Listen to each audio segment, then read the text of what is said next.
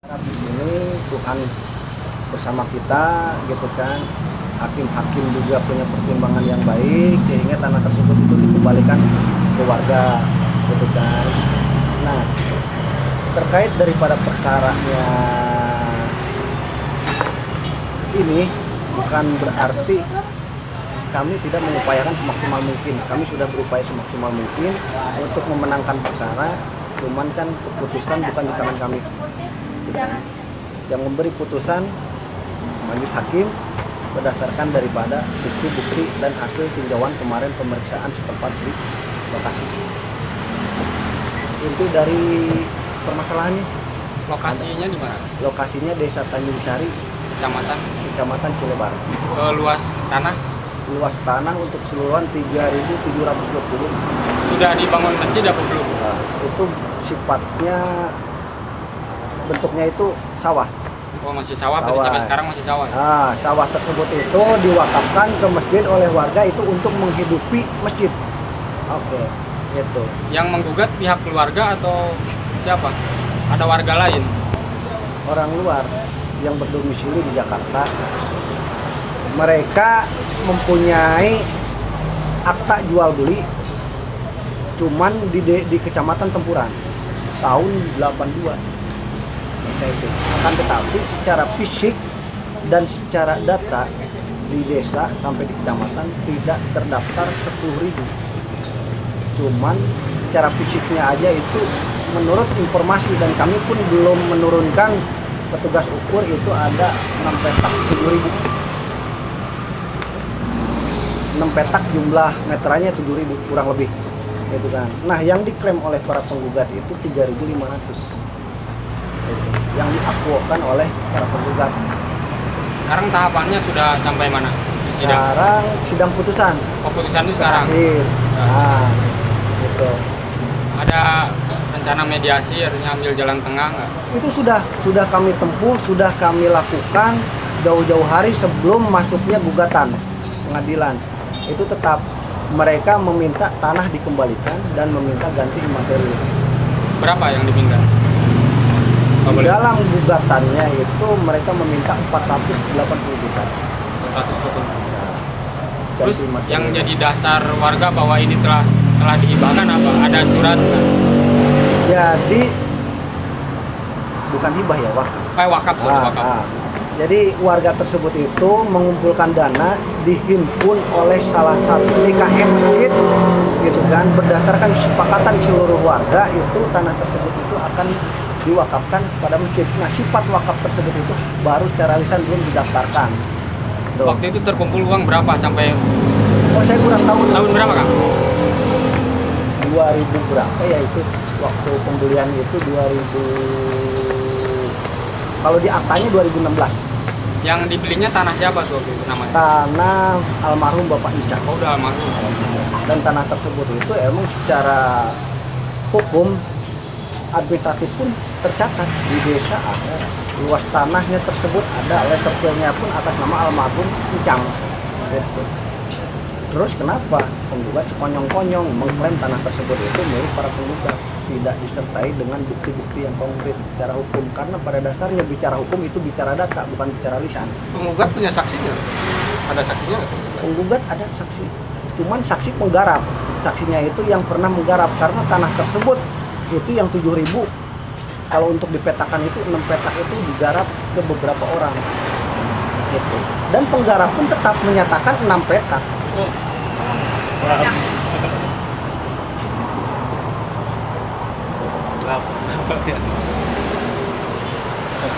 Terus kan yang akta jual beli itu kalau di surat itu dari siapa ke siapa? Yang membeli siapa, yang menjualnya siapa? Ya, dari surat-suratnya itu tersebut jual belinya itu ahli waris Ucang, Anaknya atau anaknya yang bernama Ibu Oti, yang ditarik jadi tergugat juga. Gitu kan, kepada DKM yang mengatasnamakan DKM. Nah, terakhir, Kang, jika ternyata hasil persidangan dimenangkan oleh penggugat, akan melakukan hal apa? Kami Upaya akan apa? melakukan banding Akan terus berusaha. terus sampai dengan diberikan putusan yang seadil-adilnya tanpa mengurangi dan menghilangkan hak-hak warga. Satu lagi yang sebenarnya di lokasi sekarang di desa itu udah ada masjid apa belum? Masjidnya sudah ada, akan tetapi tanah objek aqua tersebut itu bentuknya masih tanah, masih sawah. Oh, untuk perluasan mungkin ya? Bukan perluasan. Jadi ini itu sawah tersebut itu hasilnya itu untuk keperluan masjid. Oh iya, paham. Ya. Oke, makasih. Ini ditunda dikarenakan majelis hakim belum musyawarah terkait daripada untuk diputuskan dalam amar putusannya. Agenda selanjutnya kapan? Tanggal 14 Juni 2021. Yang sedang diperjuangkan oleh warga ini apa sih, kan dijelaskan? Tanah wakaf Luas yang dan lain-lain. diberikan oleh warga kepada masjid di desa Tanjung. Luas Seluas 3.720 meter persegi. Nah, akhirnya digugat oleh siapa gitu? Terus kenapa bisa digugat? Karena mereka merasa mengklaim mempunyai akta jual beli gitu kan, sehingga mereka itu merasa tanah tersebut itu tanah mereka. Ya. Itu dari pihak keluarga ahli waris atau siapa? Dari ahli waris. Terus upaya dari warga sama pengacara ke depan seperti apa? Ke depan seperti apa? Kita tetap bersikeras dan memperjuangkan hak-hak untuk warga. Berkas-berkas yang dimiliki oleh warga apa aja sih yang menguatkan bahwa itu adalah tanah wakaf gitu kan? Ada nggak? Kami didukung oleh dokumen-dokumen dari pemerintahan khususnya di tingkat desa gitu kan, karena dari RT, diri semua tercatat penjual atas nama almarhum. Terus apakah penggugat juga sama mempunyai berkas kepemilikan tanah? Ada, itu hanya akta aja. Terus jika nanti ternyata putusan pengadilan memutuskan bahwa itu tanah mereka, upaya apa yang akan dilakukan? Kami akan banding. Kalau untuk diwakafkan itu tahun 2010 kan Pak, 2011 Pak. Nanti ketua DKM lah yang kalau masa tentang wakaf itu ketua DKM. Iya. Yang mengetahui. Nah, terus warga apalagi selain tadi wakaf itu, terus upaya warga yang lain apa gitu? Yang menguatkan bahwa ini tuh memang tanah milik warga yang sudah diwakafkan. Kalau semua itu semuanya ada di DKM. Iya. Masalah dokumen-dokumen tentang warga dari mulai pengumpulan dana sampai pembelian itu kan ada di DKM. Kalau di desa hanya sebatas menerangkan tentang data-database saja, data kepemilikan si A atau si B-nya gitu. Ada upaya lain nggak Kang, misalkan untuk mediasi diselesaikan, ambil jalan tengah? Itu sudah, tetapi kita tidak ada titik temu untuk mediasi semacam itu. Sudah beberapa kali. Rencana tanah yang diwakafkan itu akan dibangun apa sih awalnya? Bukan untuk dibangun, itu emang tanah itu berupa bentuk sawah. Jadi hasil dari sawah itu nanti diperuntukkan untuk kemakmuran masjid. Udah sempat berjalan belum? Sudah sempat berjalan. Untuk DKM dan lain-lain? Iya betul. Awalnya dari tahun 2016 pembelian sawah itu tanah wakaf oleh uang masyarakat yang dibelikan tanah itu tahun 2010 yang satu. Keduanya pembelian tanah itu tahun 2011 ya seluas semuanya 6.700. Waktu itu uang yang terkumpul berapa? Uang yang terkumpul itu pada waktu pembelian 40 juta, kedua kalinya 45 juta. Diserahkan ke siapa? Diserahkan ke pembelian tanah tersebut. Ya, orangnya siapa namanya? Satu Bapak Acang, Bu Ati, yang menerima uang itu Bu Ati ke satu. Kedua Ibu Ati, ada orangnya di sini. Bapak punya berkas-berkas yang menguatkan nggak bahwa itu tanah telah diwakafkan DKM itu? Kita sebagai pengelola tanah tersebut hanya bisa memberikan itu sawah itu pada tahun 2016 itu kan diserobot sama Nur Laila. Diserobotnya ditanami padi oleh mereka atau seperti apa? Pasang plang itu. Pasang plang. Terus Pak, warga ada kemungkinan untuk aksi demo atau apa nggak? Pada waktu itu dicabut oleh warga semua, ada 40 orang. Amma ba'du, yang saya perlu sampaikan atas nama umat yang penuh garis bawahi kita ini sebagai muslim terbesar di Karawang, mungkin mayoritas.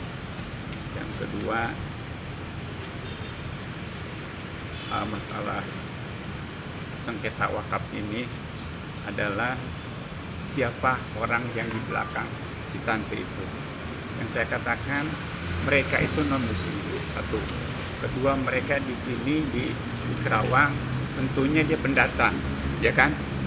Kita pribumi asli mayoritas muslim, satu. Yang kedua, kita pribumi yang sangat kuat. Kenapa kita bisa kalah ini? Permasalahan ini. Mayoritas muslim seharusnya lebih kuat. Sebab data-data semua sudah ada semua. Ya. Yang saya mau tegaskan, yang pertama, Allah berfirman dalam satu surat ayat surat Maidah ayat 44 dan ayat 45 ditambah kekuatan ayat 47. Yang artinya kata Allah Subhanahu wa taala, "Wa man lam yahkum bima anzalallahu faulaika humul kafirun." Ayat 44. Barang siapa yang memutuskan satu perkara tidak dengan hukum Allah, maka mereka adalah orang-orang kafir. Ayat 44. Dan disusul ayat 45 surat Maidahnya, "Wa man lam yahkum bima anzalallahu faulaika humudz zalimun." Barang siapa memutuskan perkara yang sudah jelas ini adalah tanah wakaf umat, faulaika humul zalimun, maka mereka adalah orang-orang yang menzalimi kita semua, orang-orang Islam. Yang ketiga, ayat yang paling dahsyat adalah wa man lam yahkum bima anzalallahu faulaika humul fasikun. Barang siapa yang memutuskan satu perkara yang Allah turunkan hukum di muka bumi ini tidak dipakai hukum Allah, faulaika humul fasikun, maka mereka adalah orang-orang yang berbuat dosa maksiat yang terbesar. Itu orang-orang fasik, kafir, zalim dan fasik, ada semuanya ada di neraka. Naudzubillah min dzalik, summa naudzubillah min dzalik. Itulah yang saya sampaikan. Maka mereka hakim yang tentunya ini memvonis, ingat hukum Allah dunia dan akhirat, bukan hanya semata untuk di akhirat. Sampai yang saya itu. Akibat ada masalah ini, kegiatan masjid terganggu nggak warga? Kalau masjid tidak terganggu mungkin, cuma tidak ada pengajian itu masjid dari pertama ini awal ada sengketa ini, itu aja. Kalau tanah sekarang dikuasai siapa? Oleh warga atau udah oleh penggugat? Mereka sudah diamankan gitu. Terakhir Pak, harapan warga apa Pak ke depan? Semua kembali, semua tentunya kembali supaya wakaf ini tetap ada di masjid. Ya. Itulah harapan umat, urusan warga, harapan jamaah khususnya Masjid Al-Mukarramah. Ya. Itu yang diharapkan. Supaya kembali lagi, kita bisa menenang, kita bisa ada saldo untuk membangun ke depannya, supaya umat bisa lebih makmur lagi. Itulah harapannya. Makasih Ustaz. Nama lengkap Ustaz? Saya Asad Anas, dipanggil Al-Pastur, Al-Pasturi ya. Siap. Atur nuhun Ustaz. Dan asis untuk Pasaturi.